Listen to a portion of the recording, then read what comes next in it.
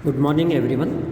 Myself Dr. Suresh Kumar Goyal, Associate Professor, Government College Ajmer. Students, कल हमने cost accounting के बारे में थोड़ा सा अध्ययन किया था. कॉस्ट अकाउंटिंग, उसके बारे में हमने देखा था कि कॉस्ट अकाउंटिंग क्या है, इसकी आवश्यकता हमें क्यों पड़ रही है. इसके जैसा कि मैंने आपको बताया था, थोड़ा सा मैं रिकैप आपको वापस बता दूँ कि जब प्रतिस्पर्धा बढ़ी और केवल वित्तीय लेखों से लागत संबंधी सूचनाएं हमें पर्याप्त ज्ञात नहीं हो सकी, तो उसके लिए हमें अलग से लेखे रखने की आवश्यकता हुई, जिससे हमें लागत संबंधी संपूर्ण सूचनाएं ज्ञात हो सकें. इसी बात को ध्यान में रखते हुए, इसके महत्व को देखते हुए 1944 में the institute of cost accountants of India की स्थापना भी की गई थी, और जिसका प्रमुख उद्देश्य था लागत लेखांकन का प्रशिक्षण देना, परीक्षा लेना और प्रमाण पत्र जारी करना. अभी हमारे यहाँ पर 1959 में कॉस्ट एंड वर्क्स अकाउंटेंट्स अधिनियम लागू हुआ था. ICWAI, institute of cost and works accountants of India, जो परीक्षाएं लेता है और सर्टिफाइड कॉस्ट अकाउंटेंट्स तैयार करता है, और इसी का काम है जो कॉस्ट अकाउंटिंग स्टैंडर्ड्स समय समय पर बनाना और उनको लागू करना. इसकी कुछ परिभाषाएं हमने देखी थी. कॉस्ट किसे कहेंगे, कॉस्टिंग किसे कहेंगे, कॉस्ट अकाउंटिंग किसे कहेंगे और कॉस्ट अकाउंटेंसी किसे कहेंगे. इसके बाद हमने देखा था कि जो लागत लेखांकन है, उन लागत लेखांकन के उद्देश्य क्या हैं. इसके बाद हमने देखा था लागत ज्ञात करने की जो रीतियां हैं वो कौन सी होती हैं. इसके संबंध में मैंने आपको बताया था लागत ज्ञात करने के कई मेथड्स होते हैं, जो इस चीज़ पर डिपेंड करेंगे कि आपके द्वारा जो उत्पाद बनाया जा रहा है उसका नेचर क्या है. उसके हिसाब से आप जो है मेथड को काम में लेंगे. कई सारे मेथड्स मैंने आपको बतलाए थे, और उस समय ये भी बतलाया था कि कौन सा मेथड किस समय काम में लिया जाता है. इसके बाद इससे मिलते जुलते दो टर्म जो कई बार बुक्स में मिलते हैं, systems of cost accounting and techniques of cost accounting. इनके बारे में मैंने आपको बतलाया था कि सिस्टम्स ऑफ कॉस्ट अकाउंटिंग जो है, वो सिस्टम्स ऑफ कॉस्ट अकाउंटिंग जो है ये लागत से संबंधित सूचनाएं एकत्रित करने से समय से संबंधित होती है. अगर खर्चे होने के बाद हम एकत्रित करते हैं तो वो ऐतिहासिक या वास्तविक लागत लेखांकन होती है. पहले से अनुमान लगाते हैं तो अनुमानित लागत लेखांकन होती है. या हम एक निर्धारित कॉस्ट क्या आनी चाहिए वो ज्ञात कर लेते हैं और उसके बाद एक्चुअल से उसकी तुलना करते हैं, तो ये स्टैंडर्ड कॉस्ट अकाउंटिंग होता है. तो ये मेथड्स नहीं है, लागत ज्ञात करने के लिए हम इन्हें नहीं अपनाएंगे, बल्कि ये जो बाकी दो मेथड हैं इनको हम कॉस्ट कंट्रोल के लिए काम में लेते हैं. इसी प्रकार लागत लेखांकन की प्रविधियां, एक शब्द आया था टेक्निक्स. टेक्निक्स के लिए हमने कहा था उत्पादन को व्ययों के साथ संबद्ध करने के लिए लागत टेक्निक्स जो है उनका जन्म हुआ. और लागत टेक्निक्स में सीमांत लागत है, टोटल लागत है, एक रूप लागत है, प्रत्यक्ष लागत है. ये भी जो है सीमांत लागत जो है ये एक डिसीजन मेकिंग टेक्निक कहलाती है. निर्णय लेने के लिए हम जो सूचनाएं प्रस्तुत करते हैं वो इसमें मार्जिनल कॉस्टिंग सिस्टम उसमें काम में आता है. इसके बाद नेक्स्ट हम आगे चलते हैं कॉस्ट सेंटर या लागत केंद्र. लागत केंद्र जो है इसकी परिभाषा दी गई है कि एक लागत केंद्र एक विभाग अथवा अनुभाग अथवा उपकरण अथवा मशीन या व्यक्ति या व्यक्तियों का समूह होता है, जिसके संबंध में लागत संबंधी आंकड़े इकट्ठे किए जाते हैं और जिन पर लागत नियंत्रण लागू किया जा सकता है. तो इस प्रकार जो है लागत केंद्र में समस्त व्यक्ति, संपत्ति और कार्य क्षेत्रों को हम शामिल करते हैं. A cost center is a department or part of a department or item of equipment or machinery or a person or a group of person in respect of which costs are accumulated and over which cost control can exercise. तो ये जो लागत केंद्र हैं जिसके संबंध में हम लागत ज्ञात करते हैं, इस प्रकार हम कह सकते हैं कि लागत केंद्र से तात्पर्य किसी ऐसे केंद्र पर है जिस पर होने वाले कुल खर्चों का हिसाब रखा जाता है, ताकि उस केंद्र की कुल लागत ज्ञात की जा सके और उस पर नियंत्रण स्थापित किया जा सके. इस दृष्टिकोण से जो है हम लागत केंद्रों को चार भागों में बांट सकते हैं. इम्पर्सनल कॉस्ट सेंटर या व्यक्तिगत लागत केंद्र, पर्सनल कॉस्ट सेंटर या व्यक्तिगत लागत केंद्र, ऑपरेटिंग कॉस्ट सेंटर या परिचालन लागत केंद्र और प्रोसेस कॉस्ट सेंटर या प्रक्रिया लागत केंद्र. इम्पर्सनल कॉस्ट सेंटर में कोई स्थान या उपकरण या मद शामिल किया जाता है. स्थान यानी गोदाम की लागत आपने ज्ञात करी, स्टोर्स या भंडार की लागत ज्ञात करी, किसी सर्विस सेंटर की लागत ज्ञात करी। इसी प्रकार उपकरण यानी किसी मशीन से संबंधित आपने लागत ज्ञात कर ली, प्लांट मशीन से संबंधित, तो ये अव्यक्तिगत लागत केंद्र हो गए।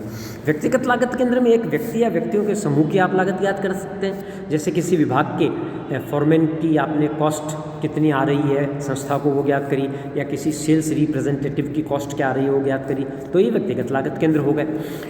ऑपरेशनल कॉस्ट सेंटर या परिचालन लागत केंद्र में वे मशीनें अथवा व्यक्ति शामिल किए जाते हैं जो एक समान प्रक्रियाओं को कार्यान्वित करते हैं। यानी एक ही प्रकार की वस्तुओं का उत्पादन करने के लिए अगर कई प्रकार की मशीनें लगाई गई है तो उन सब मशीनों को एक लागत केंद्र में हम शामिल कर लेते हैं और वो ऑपरेटिंग कॉस्ट सेंटर हो गया। इसी प्रकार प्रोसेस कॉस्ट सेंटर, यदि किसी व्यवसाय में होने वाली विभिन्न प्रक्रियाएं, संक्रियाएं, ऑपरेशंस किसी निरंतर अनुक्रम में होते हैं, एक सीक्वेंस में होते हैं, तो उनके लिए स्थापित लागत केंद्रों को हम प्रक्रिया लागत केंद्र कहते हैं। तो इस प्रकार से ये 4 प्रकार हमने बांट दिया लागत केंद्रों को, हमने 4 भागों में बांट दिया। तो इस प्रकार से ये लागत केंद्र हो गए। इसके अलावा जो है नेक्स्ट इसमें हम लेंगे यूनिट ऑफ कॉस्ट या कॉस्ट इकाई। यूनिट ऑफ कॉस्ट या कॉस्ट इकाई, इसकी डेफिनेशन है लागत इकाई से तात्पर्य उत्पादन, सेवा अथवा समय की उस इकाई से है जिसके संबंध में लागत ज्ञात की जाती है और अभिव्यक्त की जाती है। या दूसरे शब्दों में हम ये भी कह सकते हैं कि कुल लागत को जिन परंपरागत भागों में हम बांटते हैं वो कॉस्ट यूनिट कहलाती है। इंग्लिश में अगर हम देखें तो cost unit is a unit of quantity of product, service और time in relation to which cost may be ascertained और एक्सप्रेस्ड। लागत ज्ञात की जाती है और व्यक्त की जाती है। अब ये कॉस्ट यूनिट जो है ये आपके द्वारा बनाए जा रहे उत्पाद या प्रोडक्ट पर डिपेंड करेगा कि ये क्या होता है। ये 2 तरह की भी होती है। ऑपरेशन में हम ऑपरेटिंग कॉस्टिंग में से हम और पढ़ेंगे। कॉस्ट यूनिट 2 प्रकार की होती है, simple cost unit, composite cost unit. Simple cost unit में 1 यूनिट आएगी, जैसे प्रति दर्जन, प्रति टन, प्रति मीटर। और जो कंपोजिट कॉस्ट यूनिट है, कंपोजिट कॉस्ट यूनिट में हम 2 चीज़ों को शामिल करते हैं। ये खासकर ऑपरेटिंग सिस्टम में आता है, जैसे पर सीट, पर शो, पर पैसेंजर, पर किलोमीटर है, इस प्रकार से। तो ये सिंपल और कंपाउंड 2 प्रकार की यूनिट हो सकती है। अब इसकी छोटी सी एक लिस्ट है जिसमें आप देख सकते हैं कि किस प्रकार के अंडरटेकिंग की क्या कॉस्ट यूनिट हो सकती है। जैसे कोयले की खान है तो हम प्रति टन आप लागत ज्ञात करेंगे, चीनी मिल है तो प्रति क्विंटल कर लेंगे, वाटर सप्लाई है तो पर 1000 लीटर पर आवर हो जाएगा, विद्युत कंपनी है प्रति किलोवाट घंटा हो जाएगा, ईंटों के भट्टे में हम प्रति ईंट नहीं बल्कि यहाँ कॉस्ट यूनिट आमतौर पर होती है प्रति 1000 ईंट लागत ज्ञात करते हैं। परिवहन कंपनी, ट्रांसपोर्ट कंपनी, जहाँ पर हम आमतौर पर ऑपरेटिंग कॉस्टिंग काम में लेते हैं वहाँ जॉइंट कंपोजिट यूनिट होती है पर टन किलोमीटर। 1 टन माल को 1 किलोमीटर ले जाने की क्या लागत है, या पर पैसेंजर किलोमीटर, एक यात्री को 1 किलोमीटर ले जाने की क्या लागत है। उसके आधार पर फिर हम किराया तय करते हैं कि एक पैसेंजर को 1 किलोमीटर ले जाने के लिए क्या किराया हमें चार्ज करना है। जैसे आपने चार्ज कर लिया, मान लीजिए तय कर लिया कि एक पैसेंजर को 1 किलोमीटर यात्रा कराने के लिए हमें ₹1.30 लेना है। और अगर मान लीजिए एक कोई स्टेशन है जिसकी दूरी ए से बी स्टेशन की दूरी 100 किलोमीटर है तो उससे आप ₹130 चार्ज करेंगे पर पैसेंजर पर किलोमीटर के हिसाब से। ऐसे हॉस्पिटल में हो सकता है पर patient per day, gas company में हो सकता है प्रति घन फुट, बस कंपनी में प्रति यात्री किलोमीटर, परिवहन बस एक ही बात हो गई। साइकिल उद्योग में पर साइकिल हो सकता है, तेल उद्योग में प्रति किलो या प्रति लीटर या प्रति टन भी हो सकता है, बड़ी संस्थाओं में प्रति टन ही होगा। साबुन उद्योग में पर केजी या पर दर्जन, सिनेमा में जैसा मैंने आपको बताया पर पैसेंजर नहीं कहेंगे, पर व्यूअर पर शो, प्रति दर्शक प्रति शो। सीमेंट उद्योग में प्रति क्विंटल हो सकता है। सिगरेट उद्योग में प्रति ग्रूस या प्रति पैकेट हो सकता है, ग्रूस मतलब 12 दर्जन, ठीक है।